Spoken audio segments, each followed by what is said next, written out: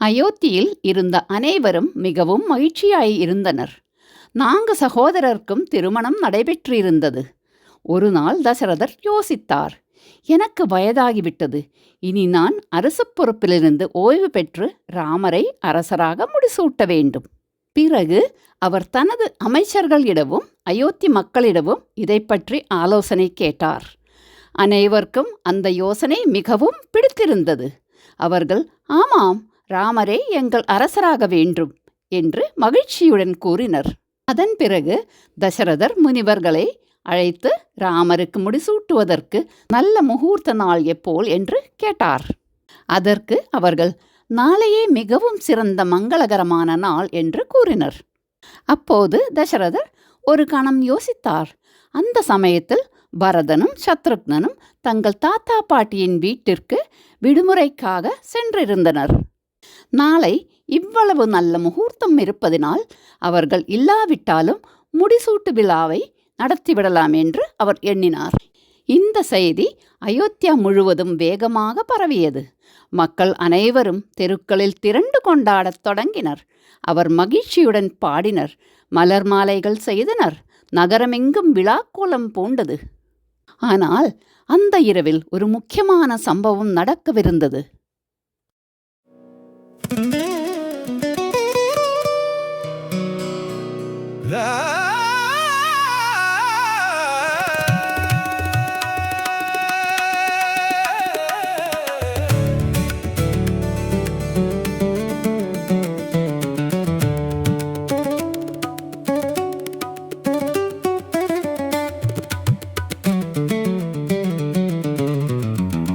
ராமனின் நெற்றியில் ராஜதிலகம், இன்று ராமனின் நெற்றியில் ராஜதிலகம். தக்தின் தக்கின் தக்தின் தக்கின் தக்தின் தக்கின் தா. ஓ, ராமனின் நெற்றியில் ராஜதிலகம், இன்று ராமனின் நெற்றியில் ராஜதிலகம்.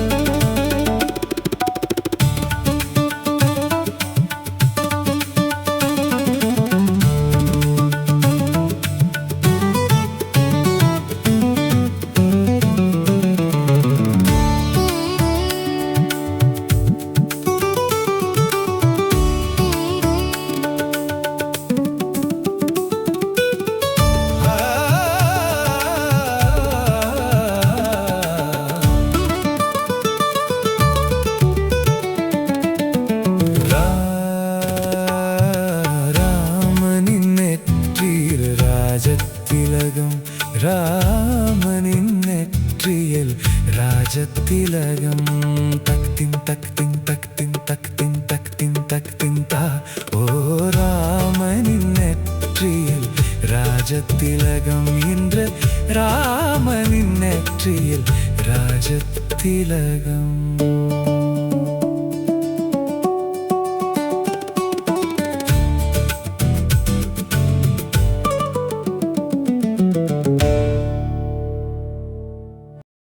ராமர் அரசராக முடிசூட்டப்படப் போகிறார் என்ற செய்தி பரவிய போது பரதனின் தாயான கைகேயி இந்த செய்தியை மந்தரா மூலம் அறிந்தார். மந்தரா கைகேயின் பணிப்பெண் ஆவாள். கைகேயி அந்த செய்தியை கேட்டு மகிழ்ச்சி அடைந்தார். அவர், இது மிகவும் நல்ல வார்த்தை, ராமருக்காக நான் மிகவும் மகிழ்ச்சி அடைகிறேன் என்று கூறினார். அப்போது மந்தரா கூறினாள், ஓ கைகேயி, நீங்கள் ஒரு முட்டாள். ராமர் அரசனானால் கௌசல்யா அரசத்தாயாகி விடுவார். பிறகு அவர் உங்களை அவமதிப்பார். தசரதர் உங்களுக்கு 2 வரங்கள் கொடுத்ததை நினைவிருக்கிறதா? இப்போது அவற்றை கேளுங்கள். மந்தராவின் சூழ்ச்சியில் கைகேயி சிக்கிக்கொண்டார். அவர் தசரதரிடம் சென்று தனக்கு அளித்த 2 வரங்களையும் வழங்கும்படி கேட்டார். இதற்கு முன்பு நடந்த ஒரு சிறிய சம்பவம் நாம் நினைவில் கொள்ள வேண்டும். சில ஆண்டுகளுக்கு முன்பு தசரதர் ஒரு போரில் ஈடுபட்டிருந்த போது அவர் காயமடைந்தார். அப்போது கைகேயி அவருக்கு உதவி செய்தார். அதனால் மகிழ்ச்சியடைந்த தசரதர், நீ விரும்பும் 2 வரங்களை கேள் என்று அவருக்கு வாக்கு கொடுத்தார். அப்போது கைகேயி, எனக்கு இப்போது எதுவும் தேவையில்லை, எனக்கு தேவைப்படும் போது நான் கேட்டுக்கொள்கிறேன் என்று கூறினார். இப்போது தசரதர் மகிழ்ச்சியான மனநிலையில் இருந்தார். அவர் கூறினார், சரி, இப்போதே அந்த 2 வரங்களையும் கேள். நீ என்ன கேட்டாலும் நான் தருகிறேன். நான் மிகவும் மகிழ்ச்சியாயிருக்கிறேன். ராமர் அரசராகப் போகிறார். அப்போது கைகேயி கூறினார், முதல் வரம், ராமர் 14 வருடங்கள் காற்றுக்கு செல்ல வேண்டும். 2வது வரம், ராமருக்கு பதிலாக பரதன் அயோத்தியின் அரசராக வேண்டும். இதை கேட்ட தசரதர் அதிர்ச்சியடைந்தார். தான் கேட்டதை நம்பவே முடியவில்லை. ஆனால் கைகேயி தனது முடிவில் உறுதியாக இருந்தார். தசரதர் அவளிடம் கெஞ்சத் தொடங்கினார். வேற ஏதாவது கேள், நான் உனக்கு தருகிறேன் என்று கூறினார். அதற்கு கைகேயி, இல்லை, எனக்கு வேண்டியது இதுதான் என்று கூறினார். அதை கேட்ட தசரதர் மிகுந்த சோகத்தில் தரையில் விழுந்தார். பிறகு ராமர் தசரதரிடம் வந்து நடந்ததை அறிந்து கொண்டார். அவர் கூறினார், தந்தையே, நமது வம்சத்தில் ஒரு அரசர் தான் கொடுத்த வாக்கை காப்பாற்ற வேண்டும். நீங்கள் ஒரு வாக்கு கொடுத்திருக்கீர்கள். அந்த வாக்கை நிறைவேற்ற நான் உங்களுக்கு உதவுகிறேன். நான் மகிழ்ச்சியுடன் 14 ஆண்டுகள் காற்றுக்கு செல்கிறேன். என் சகோதரர் பரதன் ஒரு நல்ல பண்புகளை கொண்டவர். அவர் ஒரு சிறந்த அரசராக இருப்பார். இதற்காக நீங்கள் கவலைப்பட வேண்டாம்.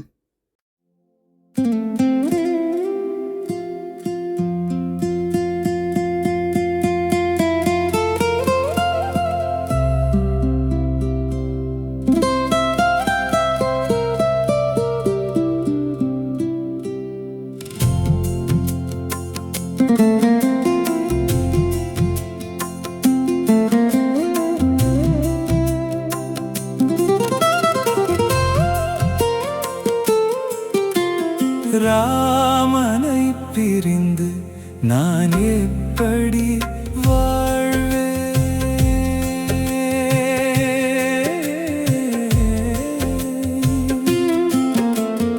ராமனை பிரிந்து நான் எப்படி வாழ்வேன்?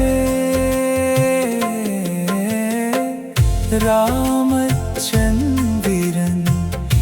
என் தசரத ராமன் என் தீராத உறவே. என் ராமன் குளிர் நிலவே.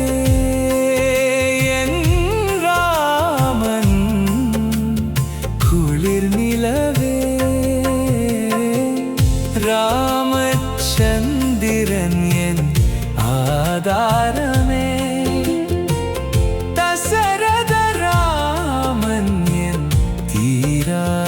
உறவே என் ராமன் குளிர் நிலவே.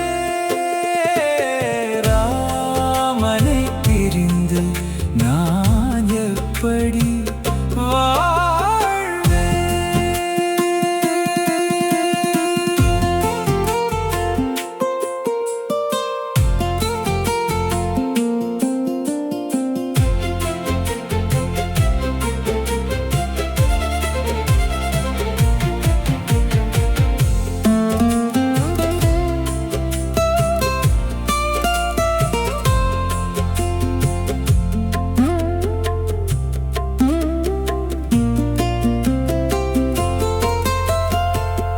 உடல் தளர்ந்ததே, மனம் கலங்குதே.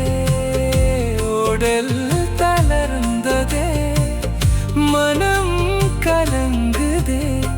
ராமனை பிரிந்து நான் எப்படி வாழ்வேன்?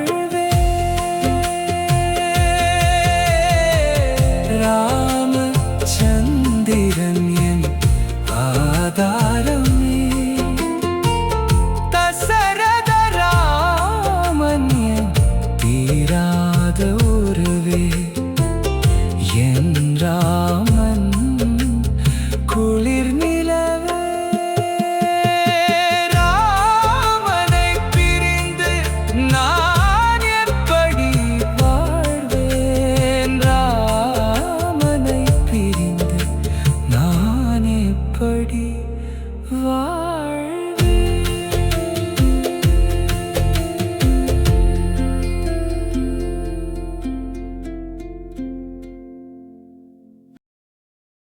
பிறகு ராமர் வெளியே வந்து லக்ஷ்மணனிடம் நடந்ததை சொன்னார். லக்ஷ்மணன் மிகவும் கோபமடைந்தார். அவர் கூறினார், இது நியாயமில்லை. நீங்கள்தான் மூத்த மகன். ஒரு நல்ல அரசராக இருப்பதற்கு தேவையான அனைத்து சிறந்த குணங்களும் உங்களிடம் இருக்கின்றன. நான் சென்று தந்தையிடம் பேசுகிறேன். அப்போது ராமர் கூறினார், வேண்டாம், அவர் ஒரு வாக்கு கொடுத்திருக்கிறார். அந்த வாக்கை நிறைவேற்ற நாம் அவருக்கு உதவ வேண்டும். அதற்கு லக்ஷ்மணன் கூறினார், சரி, அப்படியானால் நானும் உங்களுடன் காட்டுக்கு வருகிறேன். பிறகு ராமர் சீதையிடம் சென்று தான் காட்டுக்கு செல்லப் போவதாக கூறினார். அவர் சீதையிடம் கூறினார், நீ 14 ஆண்டுகளும் அரண்மனையிலே இரு. 14 ஆண்டுகள் கழித்து நான் திரும்பி வருகிறேன். காட்டில் வாழ்வது எளிதானதல்லை. அதற்கு சீதை கூறினாள், இல்லை, நானும் உங்களுடன் காட்டுக்கு வருகிறேன். அப்போது ராமர் கூறினார், காட்டில் வாழ்க்கை மிகவும் கடினமாக இருக்கும். அங்கே காட்டு விலங்குகள் இருக்கும். பலவிதமான துன்பங்களையும் சிரமங்களையும் எதிர்கொள்ள வேண்டியிருக்கும். நீ ஒரு இளவரசியாகவும் அரசியாகவும் அரண்மனையில் சில வசதிகளுக்கு பழகியிருக்கிறாய். அந்த வசதிகள் அனைத்தையும் நீ விட்டுவிட வேண்டியிருக்கும். அதற்கு சீதை கூறினாள், ராமா, நான் உங்களை நேசிக்கிறேன். நீங்கள் இருக்கும் இடம்தான் எனக்கு வீடு. நீங்கள் காட்டில் இருந்தாலும் பாலைவனத்தில் இருந்தாலும் அரண்மனையில் இருந்தாலும் நான் உங்களுடன் இருப்பதையே விரும்புகிறேன். நான் உங்களுடன் இருக்கும்போதுதான் மகிழ்ச்சியாக இருக்கிறேன். இதை கேட்ட ராமரால் அவளை மறுக்க முடியவில்லை.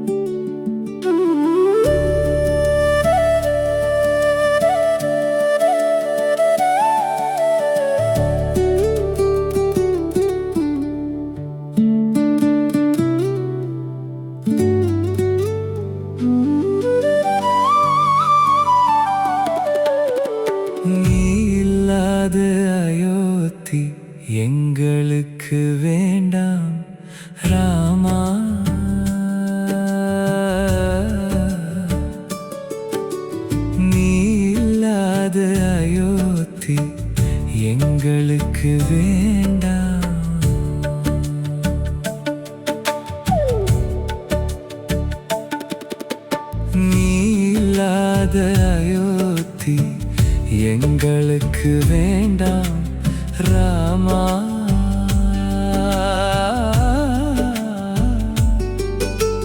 நீ இல்லாத அயோத்தி எங்களுக்கு வேண்டாம்.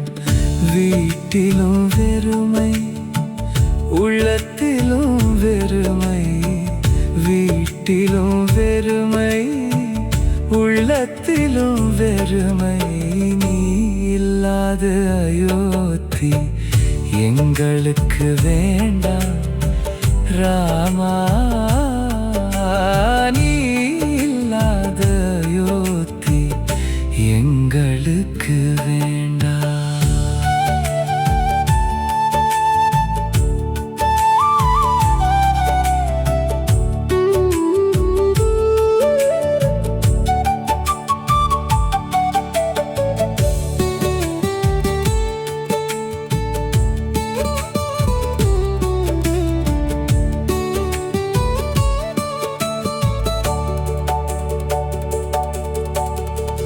நாங்களும் உன்னுடன் வருவோம், உன்னுடனே தங்குவோம். நாங்களும் உன்னுடன் வருவோம், உன்னுடனே தங்குவோம். உன்னுடனே அயோத்திக்கு திரும்புவோம், உன்னுடனே அயோத்திக்கு திரும்புவோம்.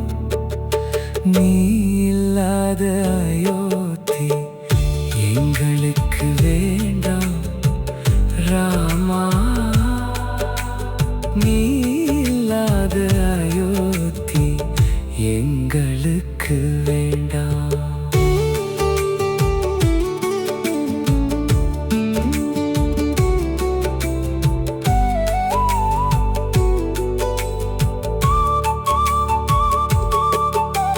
நீ இல்லாத அயோத்தி எங்களுக்கு வேண்டாம் ராமா.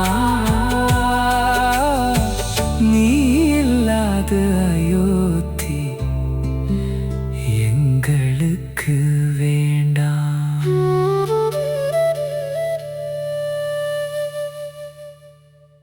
ராமர், சீதை மற்றும் லக்ஷ்மணன் மூவரும் காட்டை நோக்கி நடக்கத் தொடங்கினர்.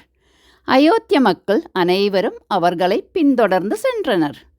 அவர்கள் கூறினர், ராமர் இல்லாத இந்த ராஜ்யத்தில் நாங்கள் வாழ விரும்பவில்லை. நாங்களும் உங்களுடன் காற்றுக்கு வருகிறோம். நீங்கள் இல்லாமல் இங்கே தங்க எங்களுக்கு விருப்பமில்லை. ராமர் அவர்களை சமாதானப்படுத்த முயன்றார். ஆனால் அவர்கள், இல்லை, நாங்களும் உங்களுடன் வருகிறோம் என்று கூறினர். அதனால் அவர்கள் தொடர்ந்து ராமரை பின்தொடர்ந்து சென்றனர். அவர் ஒரு ஆற்றின் கரையை அடைந்தனர். அப்போது ராமர் கூறினார், சரி, அனைவரும் இங்கேயே ஓய்வெடுத்து தூங்குவோம். அனைவரும் தூங்கிக் கொண்டிருந்த போது நள்ளிரவில் ராமர் எழுந்தார். அவர் லக்ஷ்மணனையும் சீதையையும் எழுப்பி கூறினார், இந்த மக்களுக்கு இனி எந்த தொந்தரவும் கொடுக்க நான் விரும்பவில்லை. அவர்கள் என் மீது இவ்வளவு அன்பு ஏந்தியுள்ளனர். அவர்களை மேலும் சிரமப்படுத்த நான் விரும்பவில்லை. நாம் அமைதியாக நள்ளிரவில் இங்கிருந்து புறப்பட்டு செல்வோம். பிறகு ராமர் ஒரு படகை வரவழைத்தார். அந்த மூவரும் யாருக்கும் தெரியாமல் அமைதியாக படகில் ஏறி காட்டை நோக்கி சென்றனர். அயோத்தியில் தசரதர் ராமரை நினைத்து தொடர்ந்து அழுது கொண்டே இருந்தார். அவர் உணவு உண்ணவில்லை, தூங்கவும் இல்லை.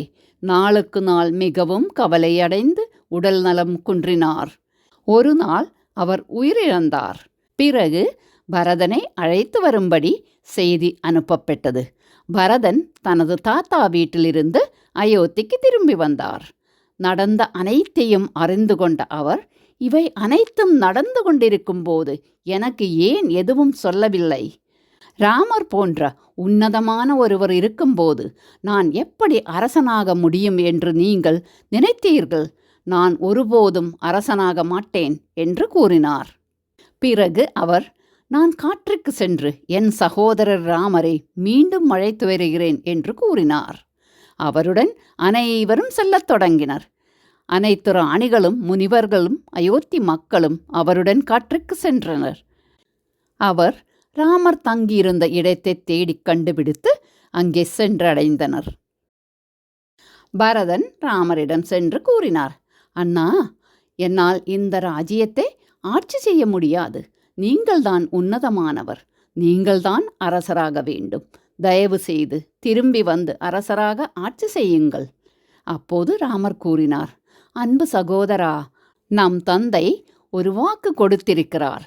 நமது வம்சத்தில் பிறந்த அரசர்கள் ஒருபோதும் கொடுத்த வாக்கிலிருந்து பின்வாங்கியதில்லை. எனவே நான் தந்தையின் வாக்கை காப்பாற்ற விரும்புகிறேன். நான் காட்டிலேயே இருப்பேன். நீ அயோத்திக்கு திரும்பி சென்று 14 ஆண்டுகளுக்கு ராஜ்யத்தை பார்த்துக்கொள். அதற்கு பரதன் கூறினார், நான் எந்த விதத்திலும் அரசனாகப் போகவில்லை. உங்கள் பாதுகைகளை எனக்காக கொடுங்கள். அவற்றை அரியணையில் வைத்து உங்கள் சார்பாக நான் ராஜ்யத்தை ஆட்சி செய்கிறேன்.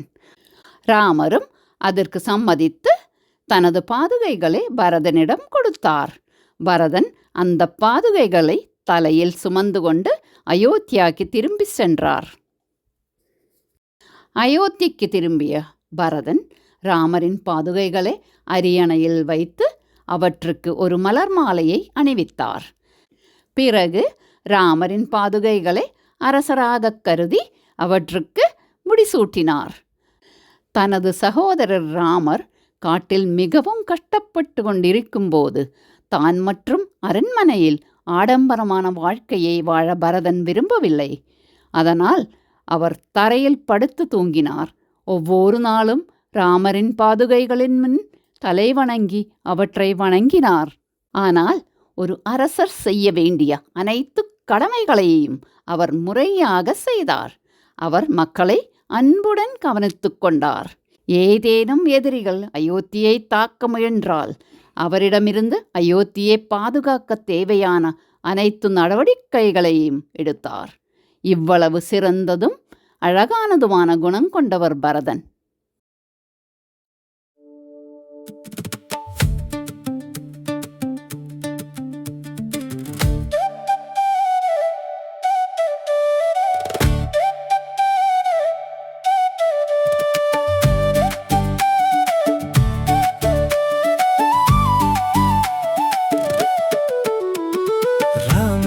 பாதுகையே அரசாளுமே, பரதன் எமக்கெல்லாம்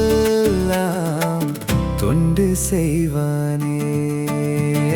ராமரின் பாதுகையே அரசாளுமே, பரதன் எமக்கெல்லாம் தொண்டு செய்வானே.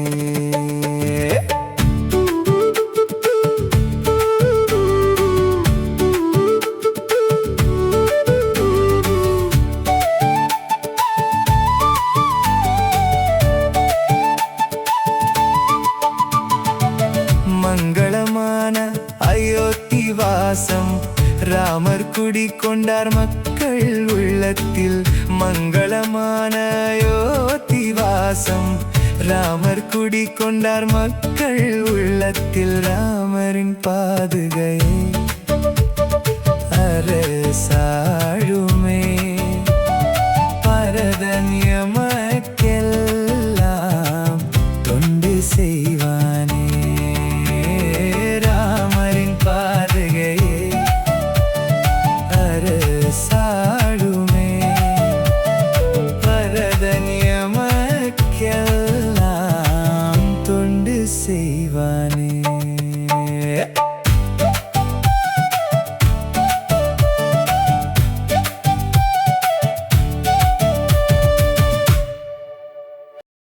காட்டில் ராமர், லக்ஷ்மணன் மற்றும் சீதை சில முனிவர்களை சந்தித்தனர். அவர்களில் பரத்வாஜர் என்ற ஒரு முனிவர் அவர்கள் பஞ்சவடி என்ற இடத்திற்கு சென்று அங்கே ஒரு ஆசிரமத்தை அமைத்துக் கொள்ளுமாறு கூறினார். அதன்படி அவர்கள் காற்றுக்குள் நடந்து செல்லத் தொடங்கினர்.